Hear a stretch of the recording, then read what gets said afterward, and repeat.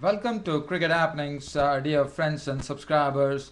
And well, in this part of this cricket show, I'm going to look at these two IPL matches where more or less Kolkata Knight Riders and Delhi Daredevils have actually confirmed their places as far as the playoffs are concerned. And Kings XI Punjab lost that particular. I mean, now they have no chance of getting onto the playoffs.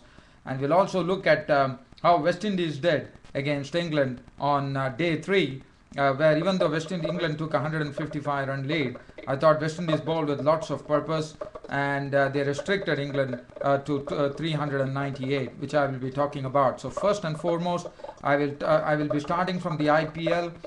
There are three matches that I have to cover. So please bear with me. I won't be able to get into those very little details. I will just summarize the match here. So the first match that we are talking about is Delhi Daredevils versus Kings XI Punjab. Now Delhi Daredevils had a very easy victory over Kings XI Punjab. Kings XI Punjab were the ones who batted first, and they were restricted. And this was played in Dharamsala, and they were restricted to a score of 141 for 8. And what Delhi Daredevils did, and Delhi Daredevils, let me also tell you that today they were missing Virendra Sehwag and Ross Taylor, but still they did it. They actually won this match in a very handsome manner by 4 wickets, thanks to David Warner, who smashed 79 of just 44 deliveries with 10 fours and 4 sixes. Well, but the man who did the damage there, it was the pace bowlers. Right at the top, it was Umesh Yadav who rocked the Kings XI Punjab when they batted by first getting the victim. Mandeep Singh has been so consistent, getting him out for a golden duck with the very first ball that he faced. He actually got an edge onto it. Naman Oja took the catch. He was gone for duck. Adam Gilchrist tried to pull a delivery from Umesh Yadav, ended in skying the ball. Varun Arun taking the catch, out for 9 of 12 balls with 2 fours. Paul Waltadi, who has had a very dismal IPL this season compared to the prolific form that he was in, and today he once again failed. But the victim, the bowler here was Mone Morkel, who actually took Paul Waltadi's wicket for 2. And Umesh Yadav then took the third wicket by really putting Kings XI Punjab in all sorts of strife at 20 for 4, when David Hussey was out to a shot of Umesh Yadav for 3, and that made the score 20 for 4, and Kings XI Punjab was staring down the barrel. But there were some little partnerships which were built on, especially Siddharth Chitnis and Azhar Mahmood, who took their time at the crease. And Siddharth Chitnis, in between playing those defensive strokes, also could open up and play some very good strokes for boundaries, and that helped the score reach 77. But after that, it was Siddharth Chitnis who was the next to go. They added some very useful runs from 20 for 4 in the 6th over. They took the score on to the 15th over, and then they had to really move on, and Siddharth Chitnis fell as Andre Russell took the wicket. But Andre Russell had a very bad day at the bowling today, because all the other bowlers, if you compare, they had good bowling figures, but Andre Russell was taken for 51 runs. He was thrashed around. Azhar Mahmood contributed a good 36 in that partnership with Siddharth Chitnis of 38 balls with 4 fours and 1 6. And Gurkirat Singh was the man. Gurkirat Singh, Azhar Mahmood went after Andre Russell to make his figures look very shabby at the end of the day. 4 overs, no maiden, 1 for 51, and Gurkirat Singh had slammed three fours in a particular over, and then it was Azhar Mahmood who took over after Gurkirat Singh took a single and slammed him for 2 more. So 25 fours were hit in 1 Andre Russell over, and Gurkirat Singh making a quick fire 26 of 11 balls with 4 fours and 1 6. And Mone Morkel, after Umesh Yadav did the damage at the top, Mone Morkel came in, not only cleaned the tail up, he came in and really started picking some very useful wickets. He picked up Gurkirat Singh, who was clean bowled for 26. Piyush Chawla was clean bowled by Morkel for 1, and it left Ryan Harris not out on 15 of 6 balls with 1 4 and 1 6. Praveen Kumar was not out on 3. 141 for 8 on the board for the Kings XI Punjab. Mone Morkel 4 for 20 was the most successful wicket taker there. Umesh Yadav absolutely on the money, also took the man of the match, because of him dismissing the top three batsmen, Mandeep Singh, the consistent batsman, Adam Gilchrist, the captain, and David Hussey, the dangerous 2020 batsman. So Umesh Yadav got the man of the match, 4 overs, 1 maiden, 19 runs and 3 wickets. Varun Arun, 4 overs for 25. Andre Russell slapped away for 51 runs of his 4 overs with 1 wicket. Irfan Pathan bowled 4 overs for 25. Delhi Daredevils, well, they had it very, very easy. In fact, they had it in a breeze, I would say, because with David Warner and Unmukh Chand putting up a partnership of 82 for the first wicket in just 9 overs, with David Warner was absolutely powerful. He was thrashing the ball to the pickets time and again, and he was also putting the ball over the pickets, and that was enabled him to make a very, very quick and a very useful 79 of just 44. There was 10 fours and 4 sixes, slapping the ball all around the park. Unmukh Chand made 18 of 24 balls with 2 sixes. And Venugopal Rao was there in the end to take them to victory, not out on 21 of 19 balls. Irfan Pathan was out for 5, Jayawardene left for 8. Naman Oja not out on 5, 145 for 4th for the Delhi Daredevils, an easy victory by 6 wickets. Praveen Kumar looked absolutely off colour after bowling so well in Dharamshala the other day against Chennai Super Kings. Today, Praveen Kumar, 4 overs, went for 33 runs. Ryan Harris was very good, 19 runs off his quota with 2 wickets. Parvind Ravana was really taken apart by David Warner, who hit him for 3 sixes in an over to reel 23 runs of the over. His 3 overs costing him 40 runs after putting up a good performance the other day with 4 overs for 12 runs. So a definite contrast there. Piyush Chawla, 4 overs, no maiden, none for 28. Azhar Mahmood, 3.2 overs, no maiden, 23 runs and 2 wickets. And Kings 11 Punjab have no chance now to come into the IPL. They are almost out of the tournament now, and Delhi Daredevils winning the match by 6 wickets. Now, the next match that I'm going to cover is the match between Kolkata Knight Riders and Pune Warriors. What is an important match, and Kolkata Knight Riders have also confirmed their place in the playoffs here. As you know, their team has been the team to watch here as far as IPL is concerned, with Gautam Gambhir's captaincy and also his handling of Lakshmi Nareen, the right-arm spinner, who has been a real revelation. Kolkata Knight Riders, in fact, Kolkata, this was a very slow pitch. The ball is not coming onto the bat. It was very slow to actually make the strokes.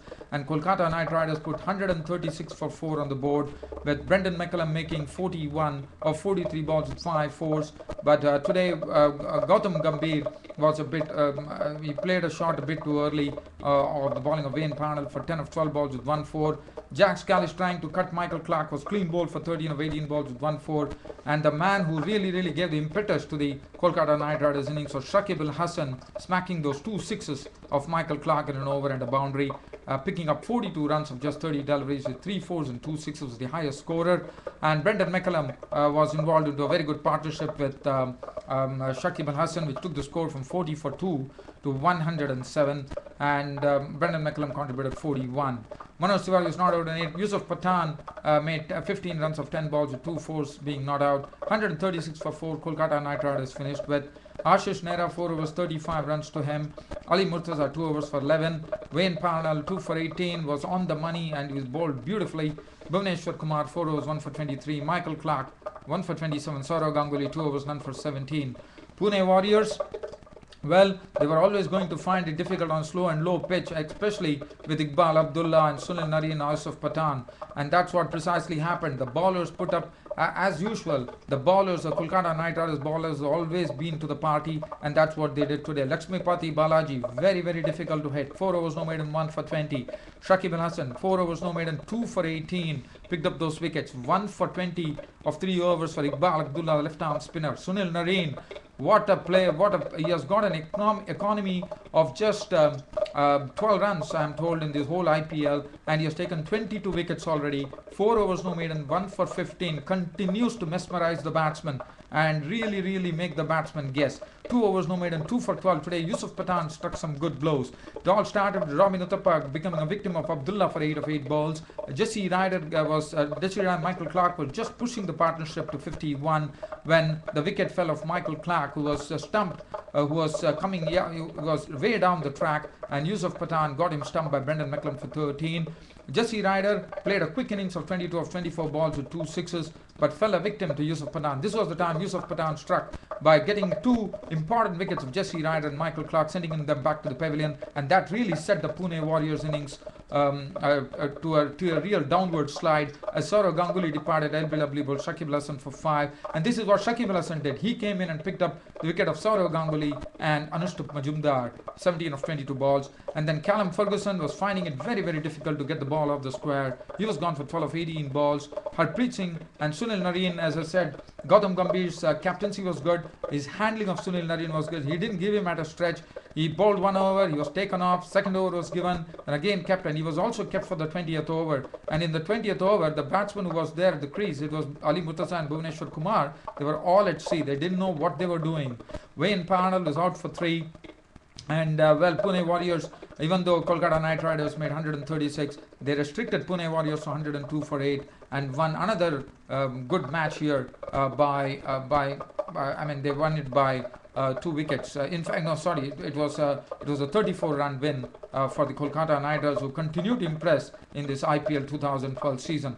Now I'm going to talk about the day 3 here between West Indies and England in the first test match here at Lord's, and West Indies put up an admirable display today to actually get the England innings out for 398. Today Ian Bell, in fact Andrew Strauss was a victim early. Today he left to KKR Road for 122 with 19 fours. After that, Jonathan Bairstow had a debut where he got a ball on the chest. That was a ball which greeted him when he made his debut. But after that, he clipped 2 good boundaries, good, one beautiful extra cover drive, and then KKR Rose got a ball to come in. Jonathan Bairstow was gone for 16 with 3 boundaries. Matt Pryor was Shannon Gabriel, the debutant's first test wicket, as Matt Pryor was clean bowled trying to drive for 19 of 18 balls with 2 fours. Tim Bresnan fell a victim to Darren Sammy, fishing at a ball from Sammy for a duck. Stuart Broad was clean bowled by Fiddle Edwards for 10. And Graham Swan, after hitting some good boundaries, as he normally does it, 6 fours in his score of 30 of 25 balls. Shannon Gabriel disturbing his stumps for 30. And Shannon Gabriel also taking the last wicket, that of Ian Bell, who stuck it out there and really nurdled his way across to 61 with 4 boundaries, becoming a victim of Shannon Gabriel. And England were restricted to a score of 398 thanks to some very disciplined bowling from the West Indian pace bowlers. Fiddle Edwards 25, 188 runs and 1 wicket, but Shannon Gabriel on his debut 21.3 overs, 2 maidens, 60 runs and 3 wickets. KKR Rose 25 overs, 3 minutes, 108 runs and 3 wickets. 2 for 28 for Darren Sammy, bowled very well. Malcolm Samuels 1 for 38. And West Indies in their second leg, after being 155 runs, after conceding a 155 runs lead, were at close of play 120 for 4. They had a very torrid session just before tea when they lost 3 wickets for no run. It was Bresnan who took the first wicket of Adrian Bharat when he was caught behind for 24 with 4 fours, playing well. Kieran Powell playing a shot which was not a good, who tried to play a hook shot to the ball of Stuart Broad. Ian Bell took the catch at square leg. He was gone for 8. And Kirk Edwards with Dan Bravo, but Dan Bravo today was the culprit, because Dan Bravo stood his ground after playing the ball, and Kirk Edwards had already run to the ground, but by the time Jonathan Bairstow with his young legs was absolutely superb, swooped on the ball and threw down the stumps at the non-strikers, and Kirk Edwards gone for a blob without just facing 4 deliveries, which was a shame. And Darren Bravo the other day was at the receiving end when Sunil and Chandrapal, but today it was Kirk Edwards who was at the receiving end, unfortunately. But Dan Bravo then continued a good partnership with Shunara and Chandrapal, but Dan Bravo, after making 21, he couldn't read a ball from Graham Swan, probably thought it was an arm ball, it was going on straight, and it was an arm ball from Graham Swan. He couldn't read it properly. Dan Bravo decided to shoulder arms. The ball crashed into the stumps. Dan Bravo gone, bowled by Swan for 21 with 3 fours, and the score was 65 for 4. But Shivanarayan Chandrapal, with the way he normally plays as a rock there, not out on 34 at stumps with 4 fours in a very good partnership right now, which has already yielded more than 50 runs. Marlon Samuels giving him company, playing some occasional good boundaries there from Marlon Samuels, batting on 26 with 4 boundaries, 120 for 4 for the West Indies, another 35 runs more to get to really get into the lead. James Anderson, none for 21, didn't get any wickets today. The wickets were shared by Stuart Broad, Tim Bresnan and Graham Swan. But I thought the West Indies bowlers really stuck there. But I am told there is going to be some forecast of rain, which is not good. If there's going to be forecast of rain, West Indies would be quite happy about it, because if it's not going to be, then England will probably like to really, but I know it's a very good pair right now, because Shivana and Chandrapal would be the key there. If Marlon Samuels could really take this partnership and put up a good score, and then they could take the lead. But again, for West Indies, it looks like all over. It's going to be very difficult. There are some foot marks, but as I said, West Indies don't have any good spinners like Shane Shillingford or any of those persons there. So probably they're going to rue the fact they didn't have a spinner. But well, one can't say anything right now. One has to see how Marlon Samuels and Shivana and Chandrapal shape up, pick some useful runs, get into the lead, probably get a 200, 250, which is very fast. It all depends on Shivana and Chandrapal, and also for him to get support from the other end. But West Indies, I thought they did splendidly today. Their bowlers did a splendid job in restricting England to 398, and England also did well in getting those 3 quick wickets and actually setting England back at 45 for 4. But this partnership of Shivana and Chandrapal and Marlon Samuels was a very good one, which really took the score to 120 for 4 at safety at stumps on day 3. So we'll look forward to the 4th day. We hope that the rain stays away, because that is the forecast for rain tomorrow. But well, if the rain stays away, we could have a very good game of cricket on hand tomorrow. So until then, it's your host Ram saying goodbye. Thank you.